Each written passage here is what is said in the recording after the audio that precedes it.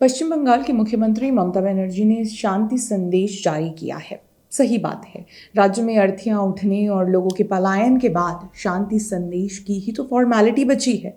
एक मुख्यमंत्री के तौर पर ममता बनर्जी अपनी जिम्मेदारियां शांति संदेश के साथ निभाती हैं।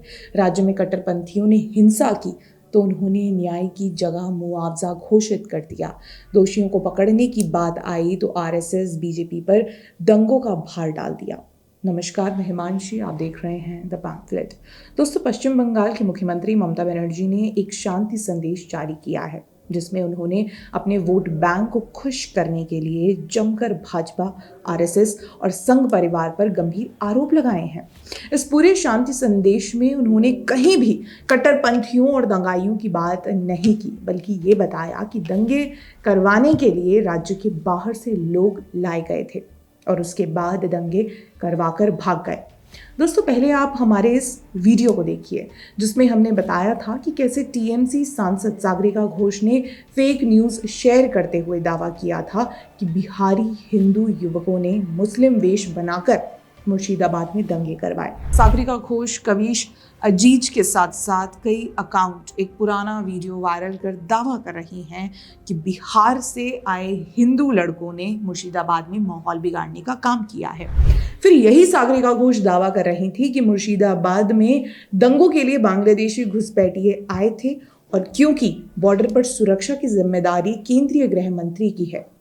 अब ममता बनर्जी भी कह रही हैं कि दंगाई बाहर से आए थे। ये दावा ममता बनर्जी ने किस आधार पर किया है? वे सिर्फ राज्य की मुख्यमंत्री नहीं बल्कि गृह मंत्री भी हैं, मतलब कि राज्य का लॉ एंड ऑर्डर उनके विभाग में शामिल है। बिना किसी जांच और कार्रवाई के उन्होंने डिक्लेयर भी कर दिया है कि दंगाई बाहर से आए थे। मुर्शिदाबाद में हिंसा के बाद लगातार पीड़ित हिंदुओं के वीडियो सामने आए हैं जिसमें उन्होंने कहा है कि हमारे पड़ोसियों ने ही हम पर हमला कर दिया, हमें लूट लिया। आपके साथ क्या हुआ कि आप यहाँ पर आए?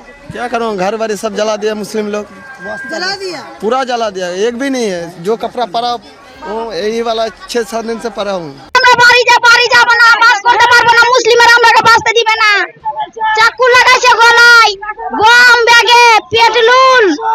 फिर ये कौन सी अंदर ही अंदर जांच हुई जिसमें ममता बनर्जी ने ऐलान कर दिया कि दंगाई बाहर थे? वैसे तो पश्चिम बंगाल पुलिस पर विश्वास का तो कोई कारण नहीं है, पर वो कार्रवाई करेगी भी क्या जब मुख्यमंत्री, जो पुलिस मामलों के प्रभारी भी हैं, ने हत्याओं के लिए दोषियों की घोषणा ही कर दी। मतलब राज्य में हत्या हो तो आरएसएस बीजेपी दोषी है, रेप हो तो भी आरएसएस बीजेपी, और कम्युनल वायलेंस हो तो भी आरएसएस बीजेपी दोषी हैं।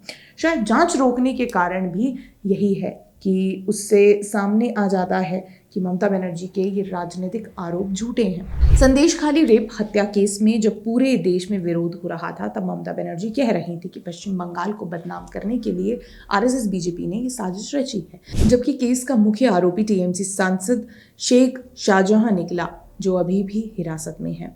जब आरजीकर मेडिकल कॉलेज में रेप केस सामने आया तो इसमें भी ममता बनर्जी ने आरएसएस बीजेपी पर मामले का राजनीतिकरण करने का आरोप लगाया, जबकि इसका आरोपी संजय रॉय नागरिक पुलिस वॉलंटियर था जिसे ममता बनर्जी की सरकार ने ही हायर किया था। हद तो देखिए, जब 2015 में कोलकाता के नादिया जिले के एक कॉन्वेंट स्कूल में 71 वर्षीय एक नन के साथ बलात्कार हुआ था तो भी इसका भार ममता बनर्जी ने आरएसएस बीजेपी पर डाल दिया था। परिणाम क्या निकला? जांच में सामने आया कि कुछ गुंडों ने मिलकर इस घटना को अंजाम दिया जिसमें 4 बांग्लादेशी नागरिक भी शामिल थे जो डकैती के प्रयास में स्कूल परिसर में घुसे थे। सभी 6 आरोपियों को पश्चिम बंगाल सीआईडी ने गिरफ्तार कर लिया था। मुख्य आरोपी 28 वर्षीय बांग्लादेशी नागरिक नजरुल इस्लाम उर्फ नाजू को 2015 में सियालदा स्टेशन से गिरफ्तार किया गया था। कलकत्ता कोर्ट ने नजरुल इस्लाम उर्फ नाजू को बलात्कार का दोषी ठहराया था।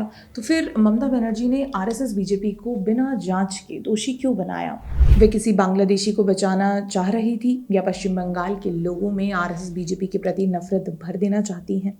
जब राज्य में बिगड़ी कानून व्यवस्था, रेप, हत्या, लूटपाट, दंगों से लेकर हर विफलता के लिए ममता बनर्जी बिना जांच और कार्रवाई के आरएसएस बीजेपी को कल्परेट बना देती है, तो यही समझ आता है कि वो लोगों को भड़काने का काम कर रही है। उन्हें दोषी से कोई फर्क नहीं पड़ता है। उनका काम है हर विफलता का ठिकरा आरएसएस बीजेपी पर डाल दो और सत्ता में बने रहो। ममता बनर्जी की इस ओछी राजनीति पर आपकी क्या राय है, हमें कमेंट करके ज़रूर बताइएगा। वीडियो पसंद आए तो लाइक, शेयर एंड सब्सक्राइब करना ना भूलें। धन्यवाद।